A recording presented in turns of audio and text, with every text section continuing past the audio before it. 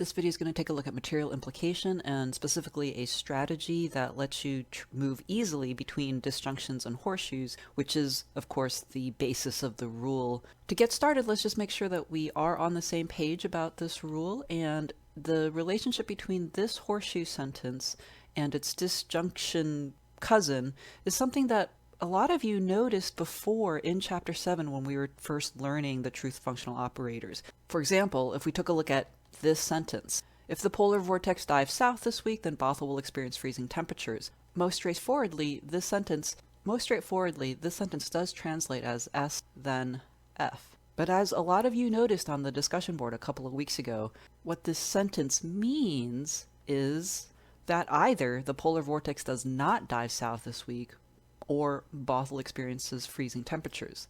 That is, not S or F. And of course, as with all replacement rules, we can go backwards and forwards. The other way to understand implication or remember it is just to think about the truth table for horseshoes. Think about when conditionals are true. They are true whenever either the antecedent is false or when the consequent is true. Well, what about tactics for material implication? Your book suggests these two tactics. Try using implication to establish the basis for distribution. Try using implication to establish the basis for hypothetical syllogism. Both of these are great, and you should watch out for opportunities to use implication in those situations. What I want to talk about is a more generalized version of that tactic, which is just to use implication whenever you have wedges, but a horseshoe would be really helpful, or vice versa, whenever you have horseshoes, but a wedge might be really helpful. And we're going to see this in particular. So here first is a short proof that is going to demonstrate this tactic. First things first, always fix on your main operators, take a look at the premises and the conclusion. Notice that the antecedent of the first conditional is really the same almost as the antecedent of the second conditional, and so that suggests HS, but because we don't have an exact match, a replacement rule is probably going to be called for, and of course the replacement rule that we're looking to use is COM. Now, it doesn't matter which of those sentences we use COM on, as long as we do use it once, so that we do have that exact match in the HS pattern. And HS on lines 1 and 3 is going to derive our horseshoe Q. Now, when we think about how we understand implication, if R then Q is really just the same thing as saying, well, either not R or Q. Either the antecedent is false or the consequent is true. And so here we have in the underlying logic a clear case of using implication. But it's also just this tactic. We've got a horseshoe, we want a disjunction. Implication allows you to move between horseshoes and disjunctions, and in this case it allows us to do so in a way that derives our conclusion exactly as we want it. Now, there's a specific version of this more general tactic that I'm going to demonstrate with the next proof as well, and it's this idea. When your conclusion is a disjunction, try to derive the conditional version of it, knowing that you'll use implication as the next to last or next to last step, and of course vice versa. This is a really useful version of this more general tactic, especially when paired with one of the last rules that we'll get next week, conditional proof. Now let's take a look at this tactic in a slightly more complicated proof. We're going to be using the working backward strategy to go along with it. Now, whenever you work backwards, you're always asking yourself a series of questions. What is it that you want? What formula do you want? What rule might get it for you? And then what ingredient do you need to use that rule to get what you want? Whenever we work backwards, the obvious starting place, although not the necessary starting place, is that we want our conclusion. Now, as we've seen before, some options for getting wedges are add, then we'd want either R or P, and also CD. Thinking about replacement rules, sometimes De Morgan's is also going to get us a wedge. Now with implication, we have yet another option. Now, in a real proof, which one of these is going to be the one that's most productive, you're not going to know ahead of time. That's the work that you put in when you're constructing proofs. And in very complex proofs, you're going to have to be open to more than one possibility. Now, with this particular example, there's an indication that implication is going to be the most productive. And that's just because when we think about add in anticipation, with just a bunch of conditionals, there's not going to be a way to get R by itself or P by itself. With CD, again, maybe we can do something to get the ingredients for CD, but we don't have any disjunction. Admittedly, implication does move us between horseshoes and disjunctions. That's the point. And in this particular proof, there is in fact a CD way of doing this proof very straightforwardly that does also use implication. But for the purposes of demonstrating this tactic, I'm going to skip that for now. DM appears to be a strikeout because we don't have any negated conjunctions. And so that leaves implication. Now, it is proof experience, knowledge of the rules plus repetition with various proofs that helps you anticipate better and also run through options faster. But the reality also is that in a complex proof, you're going to have to be open to more than one possibility, and you're going to have to pursue more than one possibility in order to find the proof. Now, for us, I want to demonstrate using material implication as the penultimate step, or maybe the anti-penultimate step in a proof, because it gives you lots of options. When you're trying to derive a disjunction, the fact of the matter is that because of implication, you can also always target the conditional version of the conclusion, and for some proofs, that is by far the easiest way to approach the proof.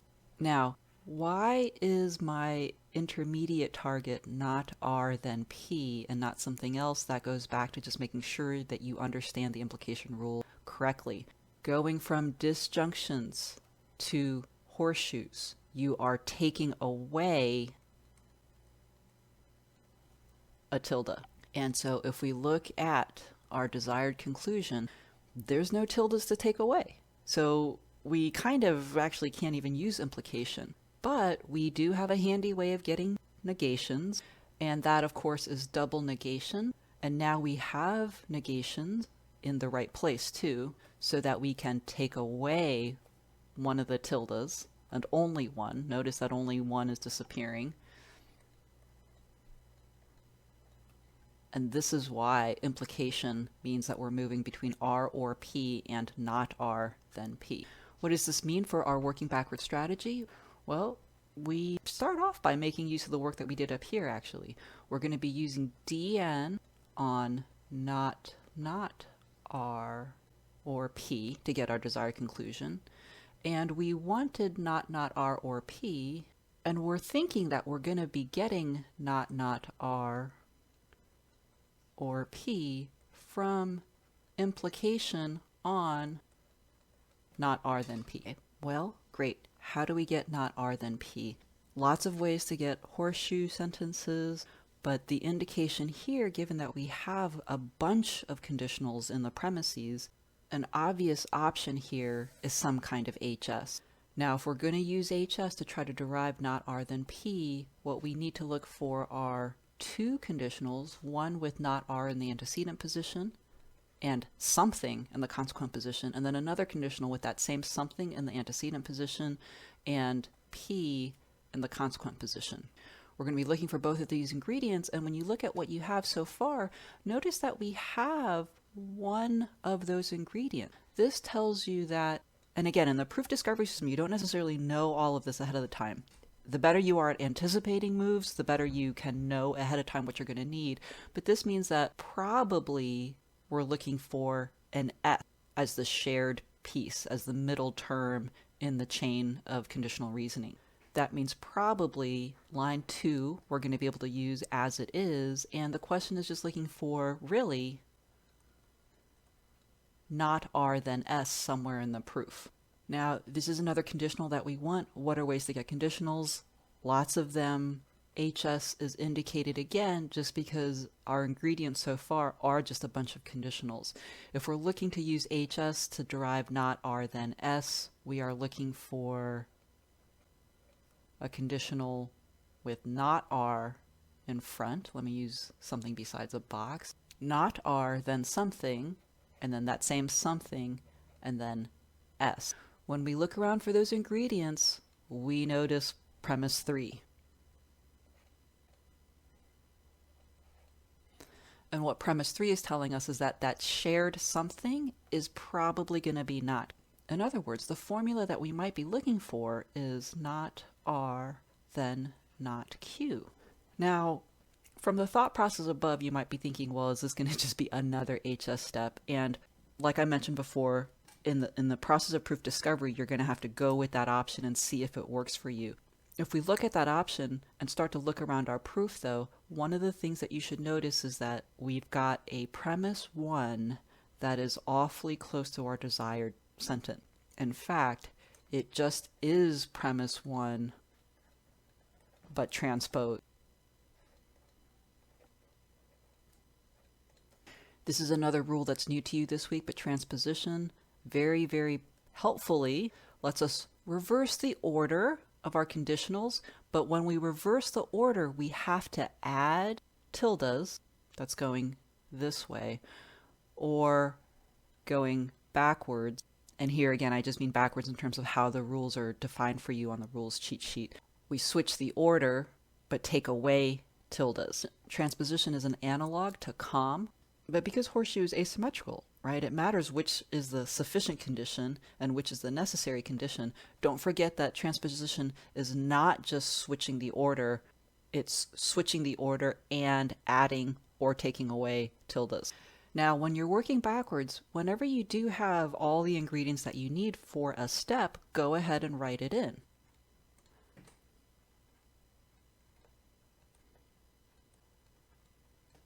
And in a more complex proof, just because you have one step doesn't mean that you have the complete proof, but in this case we do.